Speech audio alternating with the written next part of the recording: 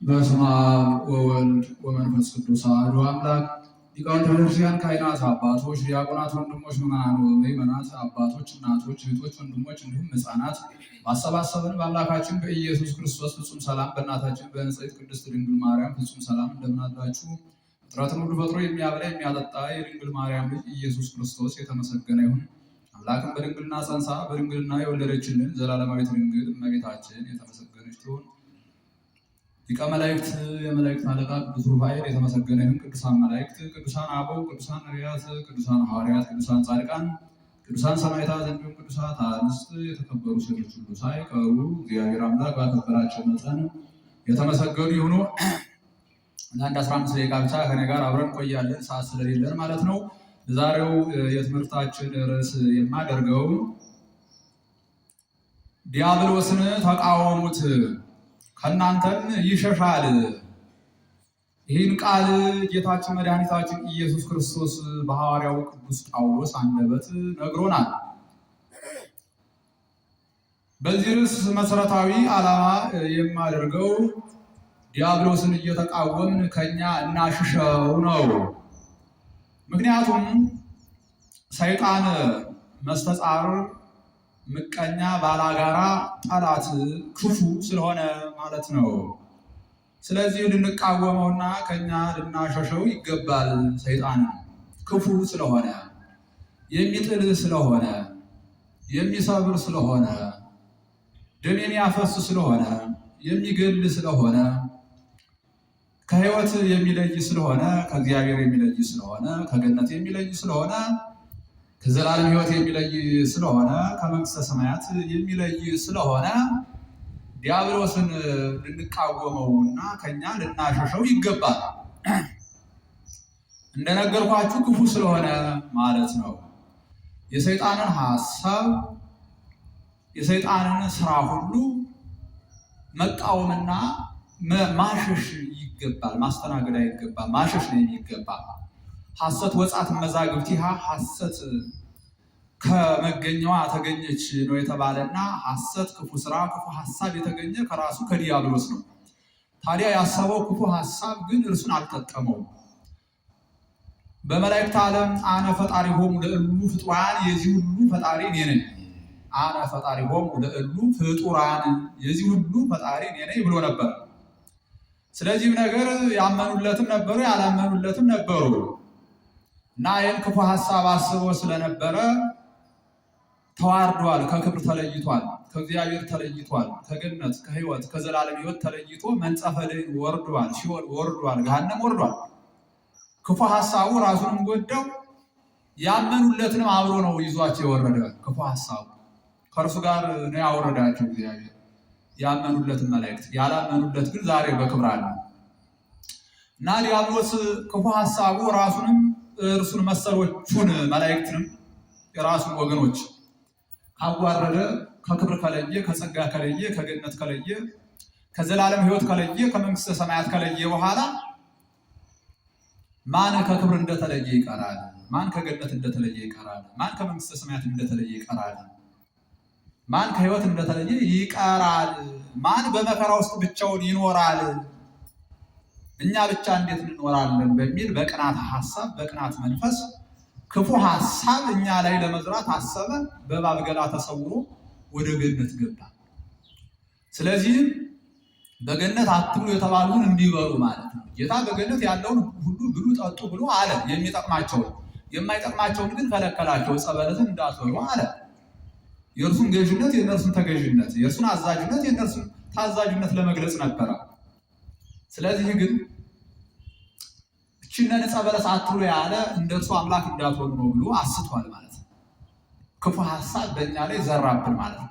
ስለዚህም ክፉ ሐሳብን ተቀብለን የዲያብሎስንን ክፉ ሐሳብ፣ የዲያብሎስን ክፉ ስራ መቃወምና ማሸሽ ሲገባ አሜን ብለን ተቀበልን። እግዚአብሔር እኮ አስቀድሞ አስጠንቅቆን ነበር። ስለዚህም ነገር በሉ ማለት ነው። አዳም ወሔዋን ከክብር ተዋረዱ፣ ከሕይወት ተለዩ ማለት ነው። እንደፎከረ አልቀረም፣ አወረደን። በመንጸፈ ደይን ለ5500 ዘመን በግራ አጋንንት ተረግጠን እንኖር ነበር። ነፍሳት ሁሉ ለ5500 ዘመን በሲኦል ይኖሩ ነበር፣ በመከራ በፍዳ ማለት ነው። እግዚአብሔር ቸር ነው እንግዲህ ዋጋ ከፍሎ አዳነን። በዕለተ ዓርብ ጌታ ዓለምን ነፃ ካወጣበት ሰዓት ጀምሮ ደግሞ ከዚያ በኋላ የሚያጠፉትን ወደ ሲኦል እያወረደ ኑሯል ሰይጣን።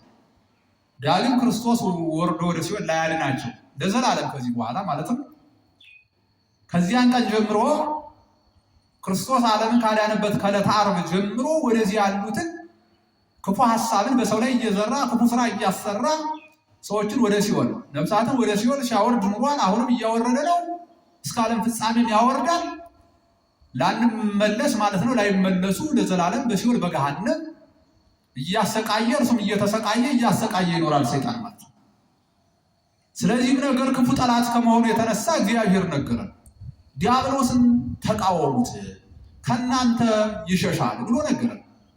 ክፉ ስለሆነ ማለት ነው። ስለዚህ ክፉ ጠላት ከመሆኑ የተነሳ እኛ ልንቃወሙ ይገባል። እና ብዙዎቻችን እንግዲህ ሰይጣን የእግዚአብሔር ተቃራኒ ነው። እግዚአብሔር አታድርጉ የሚለውን አድርጉ ይላል። ዕፀ በለስን እግዚአብሔር አትብሉ ቢል ሰይጣን ብሉ ብሎ አዋረደ ማለት ነው። ተመልከቱ። ዛሬም እግዚአብሔር አታድርጉ የሚለው በመጻሕፍት የተቀመጡ ሕጎች አሉ።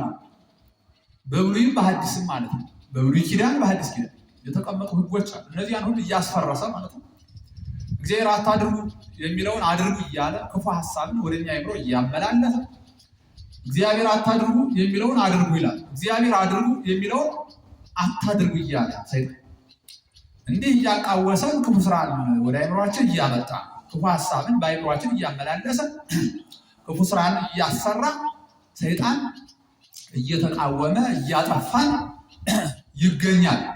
ስለዚህ እኛ ሰይጣንን እንቃወመው፣ ክፉ ስለሆነ ዲያብሎስን እንቃወመው፣ ከኛ ይሸሻል። አሁን ነው መቃወም ማለት ነው። በበደል በኃጢአት የወደቅ ንስሐ እንግባ። የትኛውንም አይነት ክፋት ለመስራት ባንጓጓ ጥሩ ነው።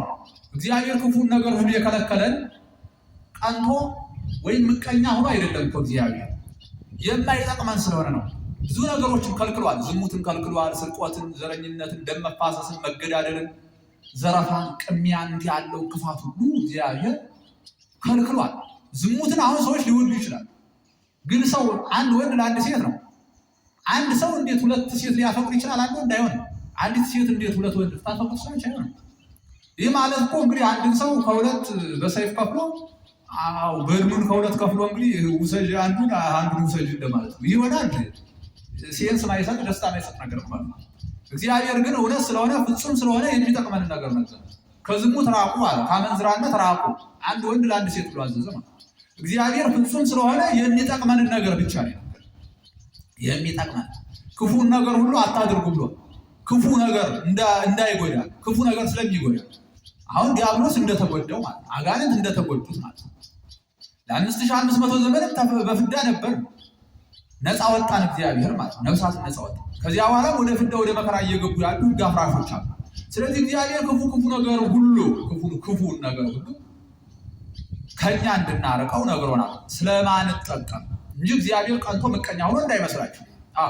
እናንተ ልጆቻችሁ አሳ ቢለምኗችሁ እባብ ትሰጣላችሁንም አለ። አይሆንም። ያው አሳውን ትሰጣላችሁ። ለምን? እባቡ ስለሚጎዳቸው ሕፃናቱ ማለት ነው፣ ስለሚጎዳ። ልጆቻችሁ እናንተን ዳቦ ቢለምኑ ድንጋይ ትሰጣላችሁንም? አይሆንም። ያው ዳቦ ትሰጣላችሁ። እናንተ ክፎች ስትሆኑ ለልጆቻችሁ የሚጠቅመውን እንዲህ ያለውን ነገር ካደረጋችሁ እኔ ቅዱሱ አባታችሁ አምላካችሁ የሚጠቅማችሁን ነገር ሁሉ አውቃለሁ፣ የሚጠቅማችሁን ሁሉ አደርጋለሁ ብሏል። ስለዚህ እግዚአብሔር የሚነግረን ነገር ሁሉ የሚጠቅመን ነገር ነው። እግዚአብሔር የሚነግረን የሚጠቅመን ነው። ቅዱሱ እግዚአብሔር የሚነግረን የሚጠቅመንን ነው። ስለዚህ እግዚአብሔርን እንስማው፣ ሰይጣንን አንስማው። እግዚአብሔርን እሺ እንበል፣ ሰይጣንን እሺ አንበል። እሺ ብትሉ የምድር በረከት ትበላላችሁ፣ እንዲህ ብትሉ ሰይፍ ይበላችኋል እንዳለ ሰይፍ ዘረኝነት፣ ሰይፍ ጥላቻ፣ ሰይፍ ደም መፋሰስ፣ ሰይፍ ረሃብ፣ ሰይፍ ጦርነት እየበላን ይገኛል። ለእግዚአብሔር እምቢ ብለን ማለት ነው። ስለዚህ ክፉን ነገር እንተወው፣ ሰይጣንን እንቃወሙ፣ ዲያብሎስን እንቃወሙ፣ ከኛ ይሸሻል። ክፉ ሀሳቦቹ ወደ አይምሮአችን አናስገቡ፣ እናሽሽ። የሰይጣንን ክፉ ስራ ሁሉ ከአይምሮ ማሸሸት ይገባል። ሰይጣን ክፉ ነው። ሰይጣን የቀርቀሃ እባብ ነው። ይሄ ቀርቀሃ የሚባል ሰዎቹ ምን ያደርጉታል? ለቤት መስሪያ ያደርጉታል። ጣራ ላይ ሳር መደርደሪያ እንዲሆን ማገር እንዲሆን እንዲሁ ይጠቀሙታል በገጠር አካባቢ። ታዲያ ያን ቀርቀሃ ተሸክመው ሲሄዱ ቀርቀሃ ውስጥ ይቀመጣል። ክፉ ነው። ከዚያ እየወጣ ትከሻቸውን እዚህ አንገታቸውን እየጠበሰ ይገላቸዋል። ማን? እባብ ማለት እና ሰይጣን እንደዚህ ያለ ሰዎች ዝሙትን እንዲሸከሙ ያደርጋቸዋል። በዝሙት ውስጥ ግን በኤችአይቪ እየጠበሰ ይገላቸዋል። በተለያዩ አይነት ክፉ በሽታዎች እየጠበሰ ይገላቸዋል።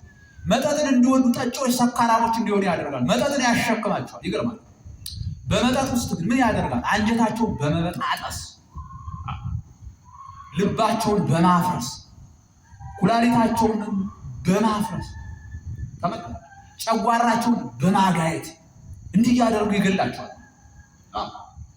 ሱሳሱስን እንዲሸከሙ እያደረጉ ሲጋራው፣ ጫቱን ተመልከቱ፣ ጫቱን እንዲበሉ ሲጋራው፣ ሐሺሹን፣ ጋንጃው ተመልከቱ፣ ሲጋራው እንዲስም እያደረገ በዚያ ውስጥ ደግሞ ሳንባቸውን እየደፈነ ከጥቅም ውጭ እያደረገ እየጨረሰ ነው ያለ ትውልዱን ማለት ክፉ ስለሆነ የቀርቀሃ እባብ ነው።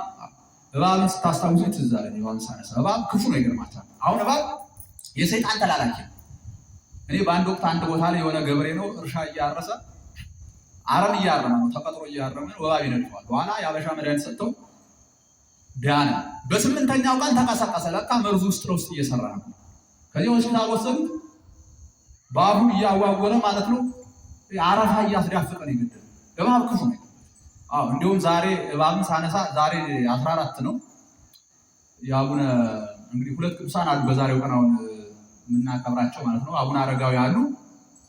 አባ ገብረ ክርስቶስ ምንድነው ገብረ ክርስቶስ መራዊ የምንለው አለ። ሙሽራው ገብረ ክርስቶስ ከጫጉላ ቤት ወጥቶ በድንግልና እንደነበረ በቃ ምን ያደርጋል የዚህ ዓለም ነገር ብሎ እንደው ሰርጉን ሁሉን ነገር ሚስቱን ትቶ በሌሊት ተነስቶ ሸፍቶ ጠፍቶ እዚያ በቅድስና የኖረ በመጋደል የኖረ ነው።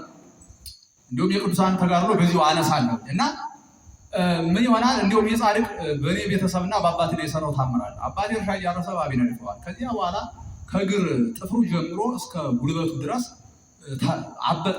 እንዲህ ሆኖ ለ6 ወር ያህል ያዙ ልቀቁኝ እያለ እየተቃጠለ ተቃጠልኩ ሞትኩ እያለ ኖረ። ብዙ ሕክምና እስከ አዲስ አበባ ድረስ ሞከረ፣ አልዳነም በፍጹም አለ። እኔ አስታውሳለሁ ልጅ ነበርኩ። በዚያ ሰዓት እግሬን እርገጠኝ፣ እግሬ ላይ ቁም ይላል፣ ተቃጠልኩ ይላል፣ ምን ይላል። እንዲሁም የቅዱሱን በረከት በዚህ መናገር ፈልጌ ነው። ጻድቁ ለእኔ ያደረገው ለአባቴ ያደረገው በዚህ መመስከር ፈልጌ ነው።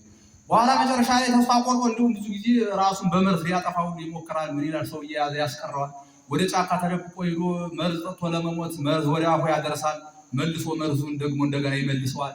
እንዲህ እያለ በመከራ ለ6 ወር ከተሰቃየ በኋላ አንድ ቀን እንዲሁ ተኝቶ ቀን ላይ ነው ምን ያሳየዋል? በህልም ገብረ ክርስቶስ አባቴ መራዊ ነበር። መራዊ ማለት ሙሽራ እንደማለት። አሁን ስማቸው እንዲሁም ተመሳሰለ መሰለኝ። ገብረ ክርስቶስ መራዊ ይባላል። ያኛው ደግሞ ጻድቁ ማለት ሙሽራው ገብረ ክርስቶስ ማለት። ከዚያ ቀን ነው 6 ሰዓት ተኝቶ በህልሙ ምን ይለዋል? በርህ ላይ ደጃፍ ላይ ያለውን አፈር አንሳና ገብረ ክርስቶስ አባቴ አንተ አድነኝ ብለህ አፈሩን ቅባ ይለዋል። በኋላ ከእንቅልፉ ብንን ሲል ህልም ነው።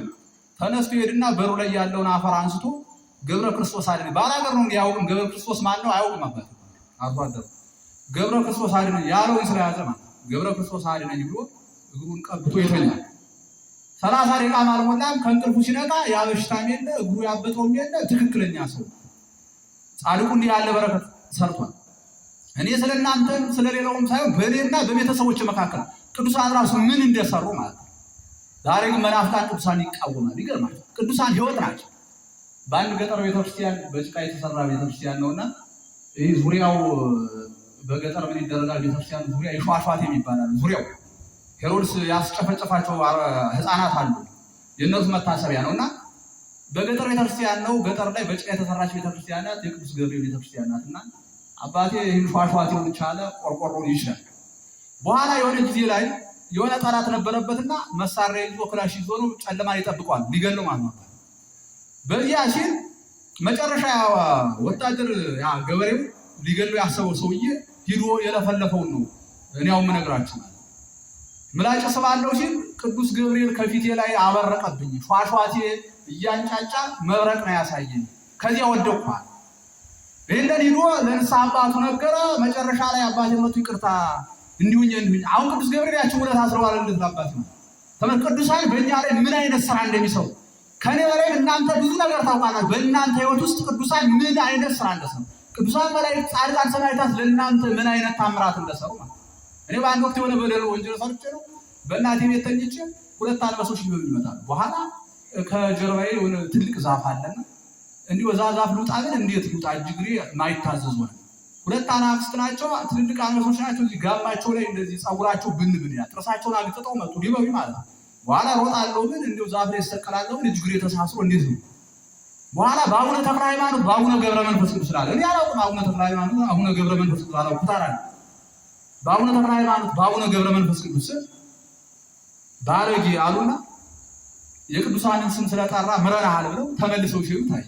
በጣም ገረመኝና በጧት እንደ ወደ ቤተክርስቲያን ሄጄ ለአንድ አባት ስነግር አንበሳ መልአከ ሞት ነው፣ ግን የቅዱሳንን ስም በመጥራት ተርፋል።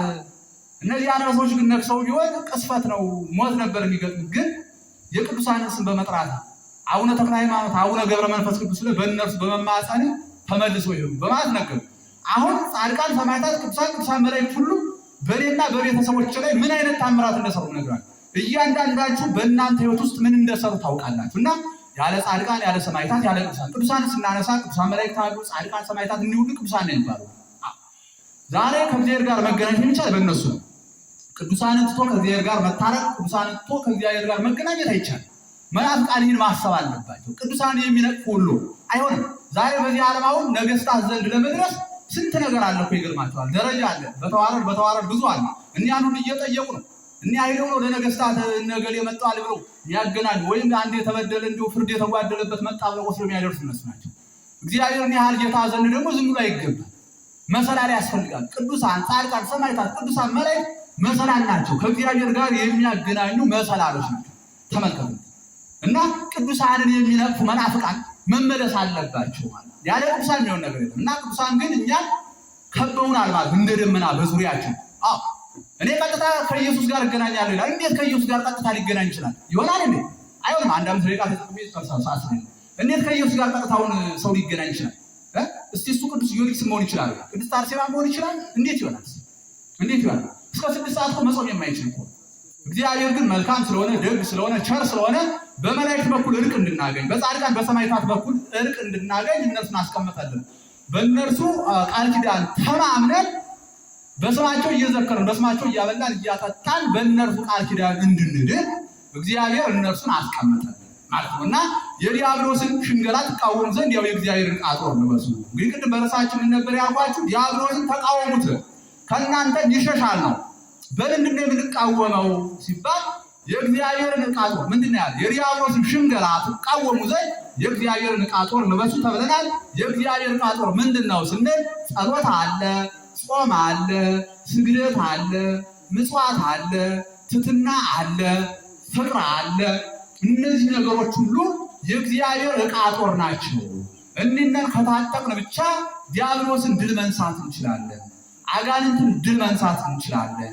የአጋንንትን ክፉ ሐሳብ የዲያብሎስን ክፉ ሐሳብ በእነዚህ መሳሪያዎች ነው ማስወገድ የምንችል። ስለዚህ ቅድምም በርዕሴ እንደነገርኳችሁ ዲያብሎስን ተቃወሙ ከእናንተ ይሸሻል ተብለናልና አጋንንትን እንቃወማቸው። የዲያብሎስን ሽንገላ ተቃወሙ ዘንድ የእግዚአብሔርን ዕቃ ጦር ልበሱ ነው። ጾም፣ ጸሎት፣ ስግደት አለ፣ ምጽዋት አለ፣ ትሕትና አለ፣ ፍቅር አለ። እኒህ ነገሮች ገንዘብ እናድርግ። ዲያብሎስን ግን ከነሰራዊቱ እንቃወመው። ክፉ ስለሆነ ሞት ስለሆነ ገዳይ ስለሆነ ክፉ ጠላት ስለሆነ ከሕይወት የሚለይ በገነት ለይቶ ከመንግሥተ ሰማያት ለይቶ ሲኦል ገሃነም ከቶ ለዘላለም የሚያሰቃይ ክፉ ጠላት ስለሆነ ከሰይጣን ስራ እናምልጥ፣ የሰይጣንን ስራ እንቃወም ነው። ሰዓት የለን።